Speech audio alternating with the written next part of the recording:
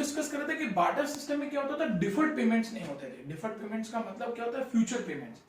मेरे पास 50 kilo wheat पड़ा है, कोई मेरे पास आया, उसने बोला कि सर आप मुझे 50 किलो वीट दे दो और मेरे से 2 दिन के बाद काव ले लेना। अब मैंने उसको 50 किलो वीट दे दिया, 2 दिन के बाद उसकी गाय मर गई, तो एक्सचेंज कैसे होगा? वो वीट तो उसने यूज कर लिया, अब मैं उससे क्या लूंगा? तो बार्टर सिस्टम में क्या होता था, डिफर्ड पेमेंट्स नहीं होते थे, फ्यूचर पेमेंट्स नहीं होते थे। जो करना है वो आज करना है, कल की कोई बात नहीं। लेकिन आज मनी सिस्टम आने की वजह से फ्यूचर पेमेंट्स पॉसिबल है, हम लोग फ्यूचर पेमेंट्स आसानी से कर सकते हैं। तो यहाँ पे लिखा हुआ है, another advantage of using money was that it could be used as a standard of deferred payment. This characteristics of money became an important basis for the entire system of credit, hire purchase and installment systems। आज हम लोग कई सारी चीजें instalment पे लेते हैं। घर हम लोग इंस्टॉलमेंट पे लेते हैं, कार हम लोग इंस्टॉलमेंट पे लेते हैं। क्यों? क्योंकि वो लोग हम पे ट्रस्ट करते हैं। क्यों ट्रस्ट करते हैं? क्योंकि मनी आया। बार्टर सिस्टम में ट्रस्ट नहीं होता था क्योंकि मनी नहीं होता था, लेकिन आज मनी सिस्टम के आने की वजह से पब्लिक एक दूसरे के ऊपर विश्वास करती है, वो एक दूसरे को सामान क्रेडिट पे देती है क्योंकि हमें गारंटी है कि हमारे पास पैसा 2 दिन, 5 दिन, 10 दिन, 1 महीने के बाद हमारे पास पैसा आ जाने वाला है।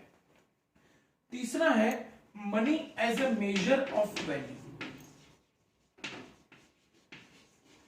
बार्टर सिस्टम में क्या होता था, वीट के सामने राइस की भी वैल्यू निकाली जाती, वीट के सामने घी की भी वैल्यू निकाली जाती, वीट के सामने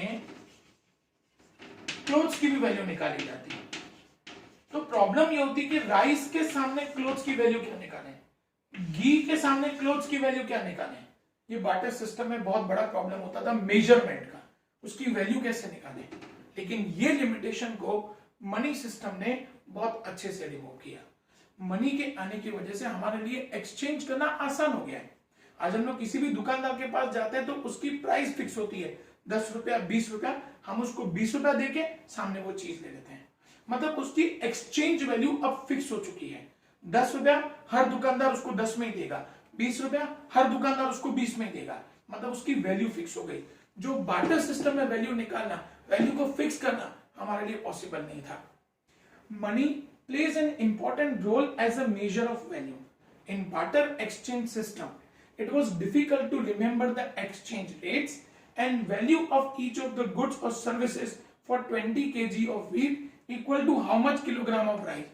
वहां पे वैल्यू फिक्स नहीं होती थी, वैल्यू रोज बदलती थी। मेरे पास 20 किलो वीट पड़ी है, कोई मेरे पास आएगा बोलेगा 50 किलो राइस देता हूं, मेरे को 20 किलो वीट दे दो, मैं दे दूंगा। 5 दिन के बाद कोई आएगा, आपके पास 20 किलो वीट पड़ा हुआ है, आप मेरे को 20 किलो वीट दे दो और मेरे से इतना कपड़ा ले लो, मैं दे दूंगा। मतलब वहां पे कभी कोई वैल्यू फिक्स नहीं होती थी। ऐसा भी हो सकता था कि जो आज मेरे को 50 किलो राइस देके गया, 20 किलो वीट देके गया, 20 दिन के बाद वही बंदा मेरे पास आया, 100 किलो राइस देके जाए और 20 किलो वीट लेके जाए, क्योंकि वैल्यू तो फिक्स होती नहीं थी, हर रोज वैल्यू बदलती रहती थी।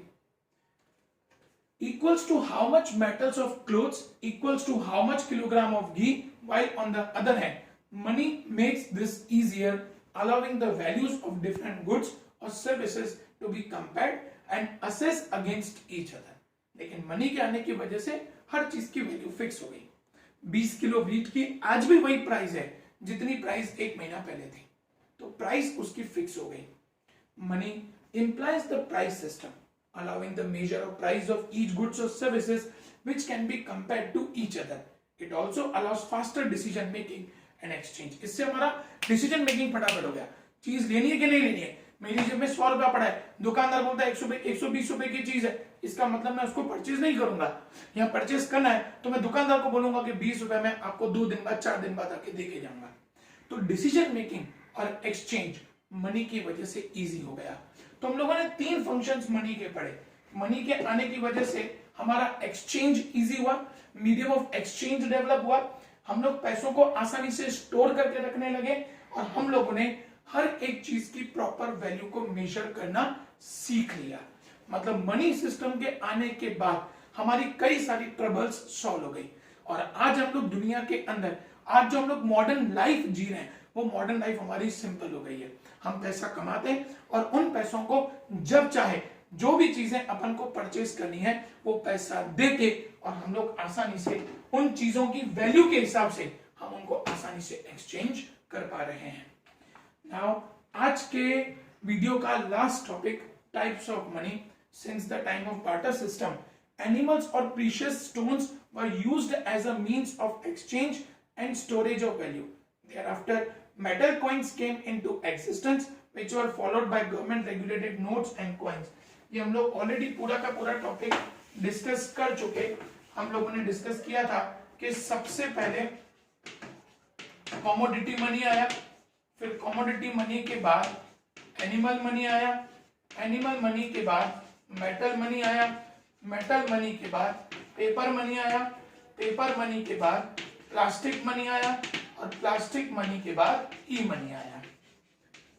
वही इस टॉपिक के अंदर क्लियर किया हुआ है। Thereafter metal coins came into existence which were followed by government regulated notes and currency, जिसको हम लोगों ने पेपर मनी कहा। This was succeeded by banking system, credit card and e banking, जिसको हम लोगों ने प्लास्टिक मनी और ई मनी बोला। The types of money are commodity money, animals money, metal money, paper money, plastic money and banking money. Commodity money, animal money, metal money, paper money, plastic money and E money. अब यहाँ पे हम लोगों ने इस video के साथ हमने हमारे दो इंपॉर्टेंट टॉपिक कंप्लीट किए, एक बार्टर सिस्टम और एक मनी सिस्टम। अब नेक्स्ट वीडियो में हम लोग इन्फ्लेशन क्या होता है उसके बारे में डिस्कस करेंगे। Thank you everyone.